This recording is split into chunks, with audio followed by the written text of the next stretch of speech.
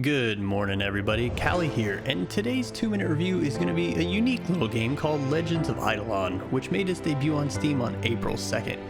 Now this is honestly a review I don't know where to begin. This game is touted as a free-to-play MMO, but it's got a unique little twist to it. First and foremost, it's developed by an individual. This isn't made by a company, it's just made by one guy who decided he wanted to make an MMO one day and kind of set out to do it with his own rules. Now that can have pros and cons, but what you see is what you get. Second off from that, the game's Eidolon title isn't a name of a world. Eidolon is really how you play this game. You're intended to play it idle, making multiple characters that then sit idly and do AFK jobs like cutting down trees or harvesting ore for your main character to then take that loot and level up various abilities.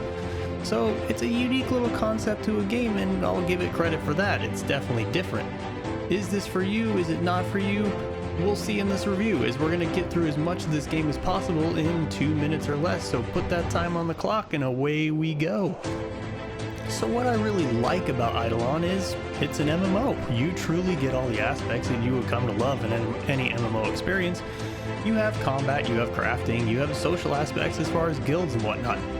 However, the things I don't like about these things in this game is the fact that everything in this game is intended to be played in a mostly AFK fashion. In fact, the scenes you're seeing behind me, I wasn't even at my computer the majority of the time, except for when I'm in town to craft a thing here or there. Anytime you see me out in combat, it's purely going out into a combat area, which is all side-scrolling maps, which actually isn't a bad feel, especially since it translates to mobile.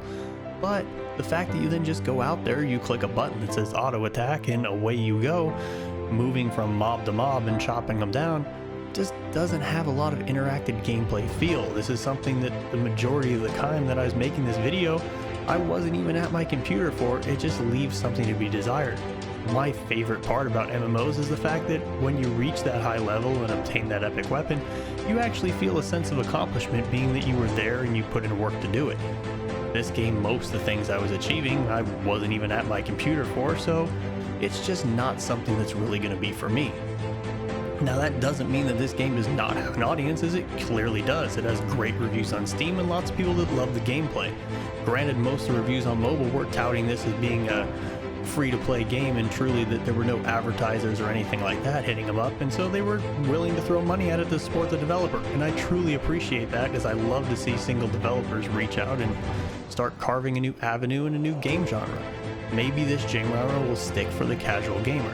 For somebody that does like more interactive gameplay, this is just not going to be the game that I continue to play. This is something that I will take and uninstall it after I'm done with this review, as it just did not grab my attention as something that I would continue to want to come back to. I will cap this review by giving a big hats off to Lava Flame 2.